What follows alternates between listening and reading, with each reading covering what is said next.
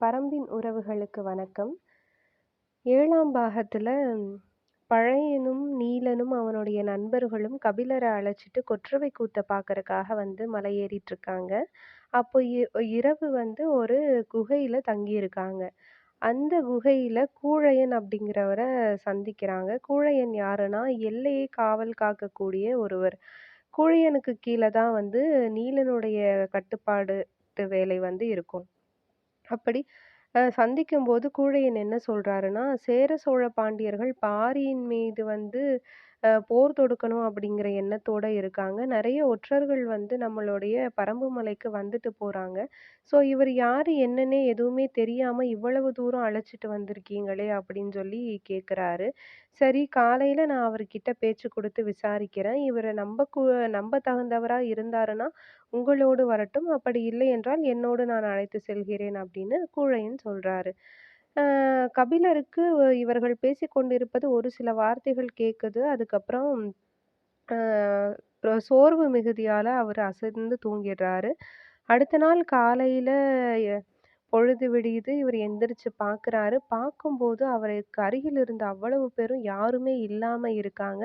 அந்த குகையில அவர் மட்டுமே இருக்கிறது போல தெரியுது. சற்றே கண் விழிக்கும்போது சூரியனோட கதிர்கள் அவர் மேல படுது. அந்த கதிர்களுக்கு முன்னால ஒரு மாவீரன் போல ஒருவன் மட்டும் நிக்கிறான்.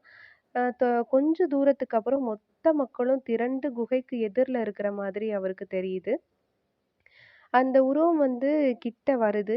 ஆ மலையில கால் நடக்க முடியாம நடந்து வந்திருக்கீங்க. அதுக்கப்புறம் தனிமயக்கி மூலிகையை குடுத்து நீலன் உங்கள அழைச்சிட்டு வந்திருக்கான். அதுக்கப்புறம் காக்கா விருட்சியோட தாக்குதலுக்காக நீலன் உங்கள கீழ தள்ளியிருக்கான். இவ்வளவும் பாடுபட்டு நீங்க இங்க வந்திருக்கீங்க அப்படின்னு சொல்லி அவங்க கேட்குறாங்க.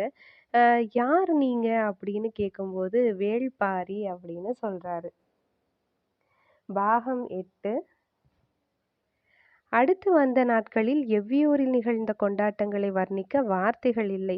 திரும்பும் திசைகளெல்லாம் ஆட்டமும் பாட்டமும் கூத்துமாக காடே கலகலவென இருந்தது. கபிலரின் வரவு பெரும் விழாவானது. பாரியின் பீரிடும் அன்பை வெளிக்காட்ட வடிவங்கள் ஏது? கொண்டாட்டங்கள், கொண்டாட்டங்கள், கொண்டாட்டங்கள். கபிலரை தோளிலே சுமந்து வந்தான் பாரி என்ற செய்தி நாடெங்கும் பரவியது. கபிலர் யார் என பரம்பு மக்களுக்கு நேற்று வரை தெரியாது. ஆனால் தங்களின் தலைவன் தோளிலே சுமந்த ஒரு மாமனிதனைப் பற்றிதான் இப்போது காடெங்கும் பேச்சு. ஒரே நாளில் கபிலர் காட்டின் கதையாக மாறினார். அவரை அழைத்து வந்த நீலனும் வேட்டூர் பழையனும் இப்போது எல்லாராலும் தேடப்படும் மனிதராக இருக்கின்றனர்.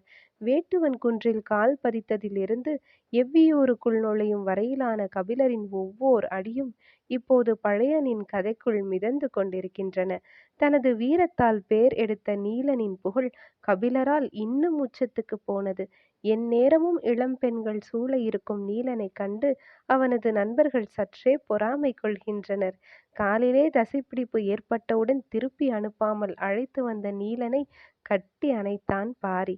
கன நேரத்துக்குள் அவருக்கு தனைமயக்கி மூலிகை கொடுக்க வேண்டும் என நீ துணிந்ததுதான் மிக முக்கியம்.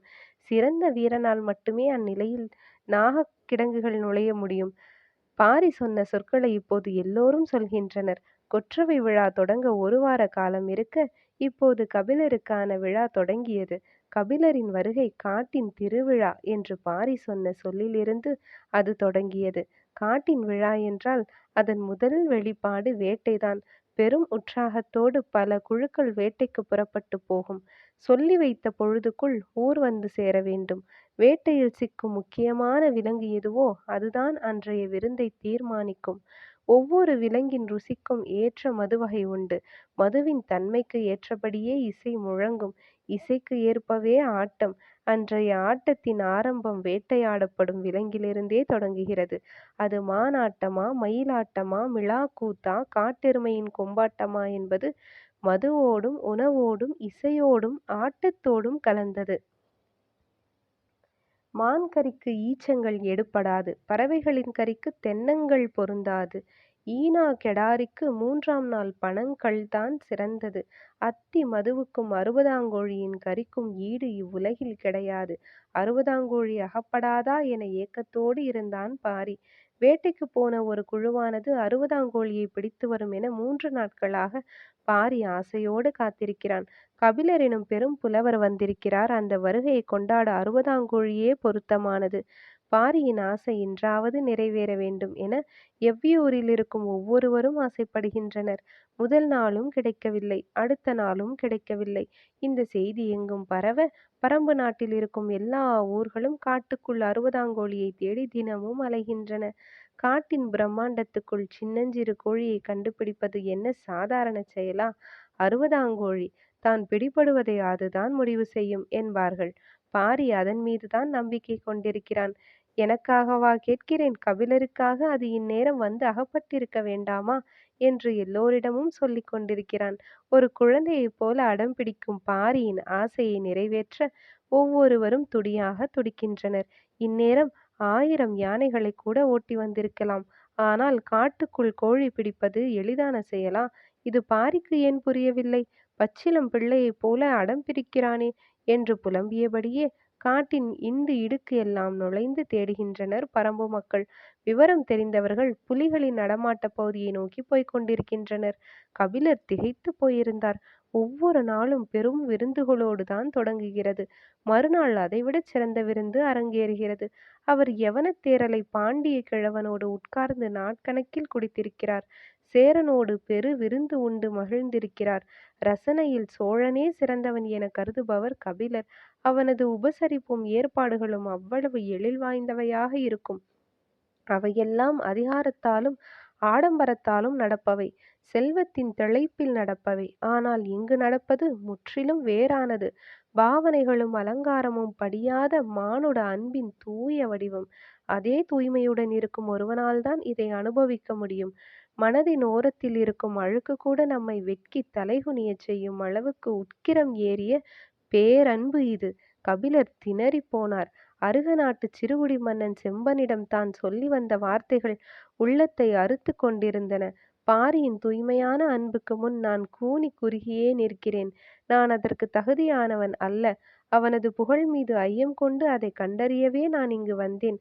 இதை அவனிடம் சொல்ல வேண்டும் என்று கபிலரின் மனம் தவித்தது. பாரியின் நிழல் போல எந்நேரமும் உடன் நிற்பவன் முடியன். வேகமும் வீரமும் கொண்ட இளைஞன். அவனது இடுப்பில் ஒரு பக்கம் வாளும் இன்னொரு பக்கம் மாட்டுக் கொம்பும் தொங்கிக் கொண்டிருந்தன. பழமையும் புதுமையுமான 2 ஆயுதங்களை ஒரு சேர வைத்திருந்தான் முடியன். முடியன் என்பது அவனது பெயர் என்றுதான் கபிலர் முதலில் நினைத்தார். ஆனால் அது தளபதி போல ஒரு பட்டம் என்பது பின்னர்தான் கபிலருக்கு தெரிய வந்தது. அதே போல எவ்வியூரில் எல்லோரும் வணங்கும் மனிதராக பெரியவர் தேக்கன் இருக்கிறார். அதுவும் பட்டமா அல்லது பெயரா என கபிலருக்கு தெரியவில்லை. இருவரிடமும் தனது நிலையை விளக்க வேண்டும் என கபிலர் முயற்சி செய்ய, அவர்களோ 60ஆம் கோழி கிடைக்கும் வரை எதையும் காது கொடுத்து கேட்கவே தயாராக இல்லை. கபிலர் என்ன செய்வது என தெரியாமல் திக்கி திணறி கிடந்தார். ஆனால் கபிலரை விட திணறி கிடப்பது பரம்பு மக்கள்தான். 60ஆம் கோழிக்காக அவர்கள் இப்போது காடெங்கும் அலைந்து கொண்டிருக்கின்றனர். பாரியின் குடும்பம் உள்பட ஆசைப்பட்டது பாரி என்பதால் அதை நிறைவேற்றுவதை கடமையாகவே எல்லோரும் கருதுகின்றனர். 60ஆம் கோழி காட்டின் அதிசயங்களில் ஒன்று. கோழியைப் போல் உடலும் சேவலைப் போல் வாலும் கொண்டிருக்கும். வண்ணமயமான வாங்கருவாள் போல வாலின் இறகுகள் சிலிர்த்து நிற்கும். அது 60 நாட்களுக்கு ஒரு முறைதான் முட்டையிடும். அன்னப்பறவை சாவதற்கு முன் ஒரே ஒரு முறை பெருங்குரல் எழுப்பிவிட்டு கூவிவிட்டு செத்துப் போவதைப் போலத்தான் இதுவும். சாவதற்கு முன் பகற்பொழுதில் சேவலைப் போல பெருங்குரல் எடுத்து கூவிவிட்டு செத்துப் போகும். அந்த ஓசைதான் அதை 60ஆம் கோழி என்று அடையாளப்படுத்துவது. ஓசை வந்த பகுதியில் தேடினால் ஏதேனும் ஓர் இண்டு இடுக்குக்குள் செத்து கிடக்கும். 60ஆம் கோழியைத்தான் முருகன் தனது கொடியில் வைத்திருந்தான். முன்புறம் கோழி போன்றும் பின்புறம் சேவல் போன்றும் அது காட்சியளித்தது. அது முருகனின் மாய வித்தை என பின்னால் வந்தவர்கள் சொல்லிக் கொண்டிருந்த போது எவ்விதான் ஒரு நாள் 60ஆம் கோழியை கண்டறிந்தான். முருகன் கொடியாக வைத்திருந்தது இதுதான் என்பது அவன் சொல்லித்தான் மற்றவர்களுக்கு தெரியும். அந்த கோழியின் பெரும் அதிசயம் என்ன என்றால், அதன் கழிவிலிருந்துதான் தீப்புல் முளைக்கும். அதன் கரியின் சுவைக்கு ஈடு இணையே கிடையாது. முருகன் எடுக்கும் ஒன்றின் சுவையை பற்றி தனித்து சொல்ல வேண்டியதில்லை. 60 நாட்களுக்கு ஒரு முறை முட்டையிடும். அது காட்டுக்குள் எந்த விலங்கின் உணவாகவும் மாறாமல் மண்ணுக்குள் பாதுகாப்பாக இருந்து பொரிக்க வேண்டும். அதன் சுவை வேட்டை விலங்குகளுக்கு மிகவும் பிடித்தமானது. ஆனால் அதை வேட்டையாடுவது எளிதல்ல. புலி போன்ற வேட்டை விலங்கு அதன் சுவைக்கு மயங்கி அதன் வாசனையை நுகர்ந்தபடி காட்டின் குறிப்பிட்ட பகுதியில் அலைந்து கொண்டே இருக்கும். புலியால் எளிதில் அறுவதாங்கோழியை பிடிக்க முடியாது. அதே நேரம் அதன் வாசனையை விட்டு விலகவும் முடியாது. எந்நேரமும் புதருக்குள் பதுங்கியபடியே நகர்ந்து கொண்டு கிடக்கும். தன்னை கடந்து போகும் மான் கூட்டத்தைக் கண்டும் புலி அமைதியாக இருக்கிறது என்றால் அங்கு அறுவதாங்கோழி இருக்கிறது என அர்த்தம். புலியின் இந்த மயக்கச் செயலின் வழியே அங்கு அறுவதாங்கோழி இருப்பதை காடறிந்தவர்கள் அறிவார்கள். 4ஆம் நாள் அதிகாலை தென்புறக் காட்டுக்குள் சரசரவென கீழ் இறங்கினான் பாரி. உடன் வீரர்கள் சிலரும் சென்று கொண்டிருந்தனர். புலியின் நடமாட்டம் பற்றிய தகவல் வந்திருக்கலாம். எனவே அறுவதாங்கோழி இருக்கும் வாய்ப்பிருக்கிறது. நாமே செல்வோம் என முடிவெடுத்து பாரி போய்க் கொண்டிருக்கிறான் என்று மற்றவர்கள் நினைத்தனர். சிற்றோடையை தாண்டிய சிறிது தொலைவில் செழித்து வளர்ந்திருந்த கடம்ப மரத்தின் முன் நின்றான் பாரி. குறி சொல்லும் வேலன் பூசாரி முன்னரே அங்கு வந்திருந்தார். வீரருக்கு அப்போதுதான் புரிந்தது. சற்று தொலைவில் நின்று முருகனை நோக்கி கை தொழுதனர். தமிழ் நிலத்தில் எஞ்சியிருக்கும் மலை மக்களின் அரசுகள் 22 மட்டுமே. அவற்றுள் முதன்மையாக அறியப்படுவது பரம்பு நாடு. அதன் தலைவன் பாரி. இந்த நாட்டைப் பற்றி மூவேந்தருக்கும் சமவெளியில் வாழும் மக்களுக்கும் இதுவரை தெரிந்த உண்மைகள் பாணர் பலரால் சொல்லப்பட்டவையே.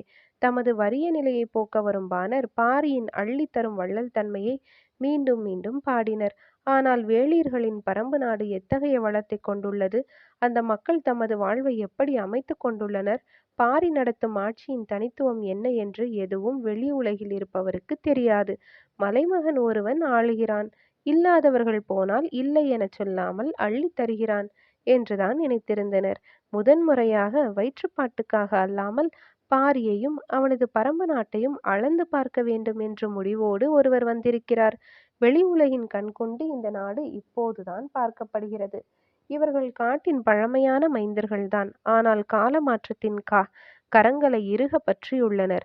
இந்த மண்ணிலிருந்து அழிக்கப்பட்ட எத்தனையோ குலங்களின் கண்ணீரும் இரத்தமும் இவர்களை உருமாற்றியபடி இருக்கின்றன. 10 ஆண்டுகளாக இந்த குலத்தின் தலைவனாக இருக்கிறான் வேள்பாரி. வேளிர் குல வீரன் ஒருவன் எரியும் ஈட்டியைக் கண்டு வேந்தனே ஆனாலும் விலகி நிற்கும் மனநிலையை உருவாக்கிய மாவீரன் வேள்பாரி. நாடு என்பது அரசும் அரச நியதியும்தான் என விதி செய்பவர்களுக்கு மத்தியில் நாடு என்பது அரசற்ற மக்களின் ஆதி நிலம் என நிலைநிறுத்தியுள்ளான். இந்த நிலத்தில் நடந்து வரும் கபிலருக்கு கண்ணில் படுபவையெல்லாம் ஆச்சரியத்தையே உண்டு பண்ணின. அதிகாரம் உயிர் பெறாத இடத்தில் அன்பு மட்டுமே தழைத்திருக்கும். ஆசை, கோபம், சோகம் எல்லாமே அன்புமயமாக நிகழும் ஓர் உலகின் நிகழ்வை கனவில் கூட காண முடியாதே. நிஜத்தில் என்ன செய்வார் கபிலர்? நிலை குலைந்து போனார். கபிலரின் கண்களில் முதலில் பட்டது பரம்பின் தலைநகரான எவ்வியூர். வேட்டூரிலிருந்து நடந்து வரும்போது நீலன் சொன்னான், பாம்பு தச்சன்தான் எவ்வியூருக்கு வடிவம் கொடுத்தவன் என்று. பாம்பு தச்சனா? அது யார் என கேட்டார் கபிலர். பாம்புக்கு வீடு கட்டும் தச்சன் யார் என திருப்பி கேட்டான் நீலன். கரையான் என்றார் கபிலர். கரையான் கட்டியுள்ள புற்றை போல ஆதிமலையின் நடுவிலுள்ள கரும் பாறையை சுற்றி பாறையோடு பாறையாக சற்றே குடைந்து முன்னால் புற்று மண்ணால் சுவரெடுத்து மரச்சட்டகங்களால் வடிவமைக்கப்பட்ட வீடுகளை கொண்டது எவ்வியூர். கார்காலத்தில் மழை கொட்டி தீர்க்கும்.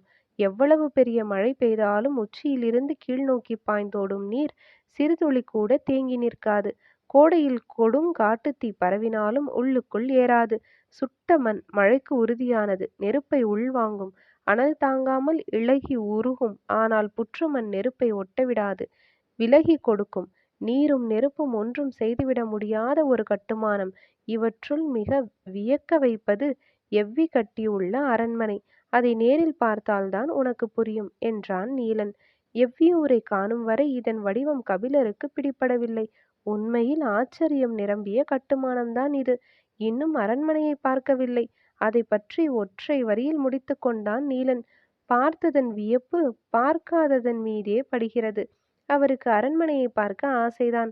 ஆனால் இந்த ஊரில் எந்த தெருவுக்குள் போனாலும் ஆச்சரியத்தின் வழியாகத்தான் கடக்க வேண்டியிருக்கிறது.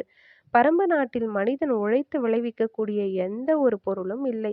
திணை வகைகள், பழ வகைகள், காய்கறி வகைகள் எல்லாம் இயற்கையில் தாமாக விளைகின்றன.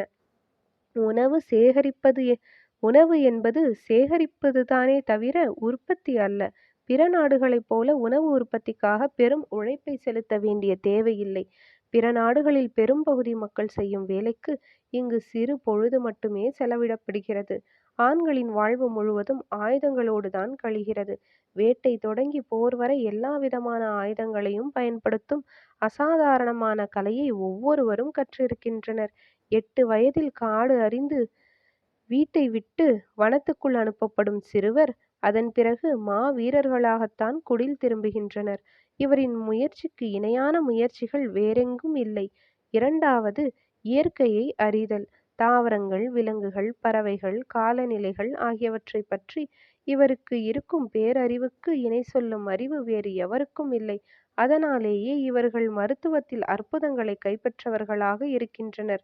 மருத்துவம் கைவரப்பெற்றதாலேயே வீரத்தின் எல்லையை இன்னும் கூட்டுகின்றனர்.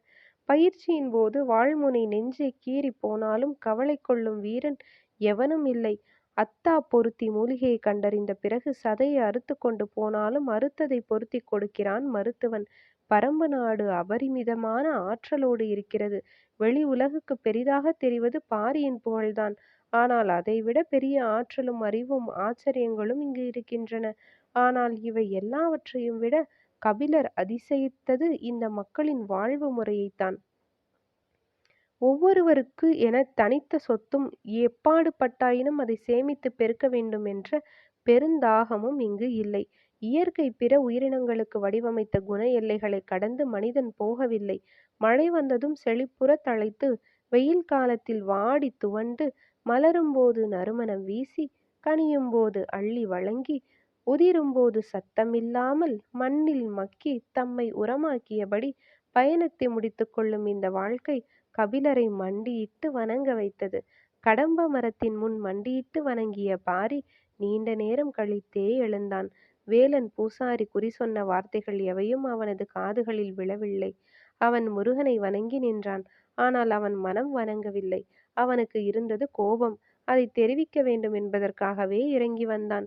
காற்றின் அசைவின்றி இறுகி நின்றது கடம்ப மரம். பாரியும் கோபம் தளர்த்தாமலேயே திரும்பினான். எதிரில் செய்தி சொல்ல ஒருவன் வேகமாக இறங்கி வருவது தெரிந்தது. பாரிக்கு ஆவல் மேலிட்டது. அறுபதாங்கோழியை பற்றிய செய்தி வருகிறதோ என எண்ணினான். வந்தவன் வணங்கிவிட்டுச் சொன்னான், குடநாட்டு அமைச்சர் கோளூர் சாத்தான் தங்களை காண வந்திருக்கிறார். பரம்பின் குரல் ஒலிக்கும்.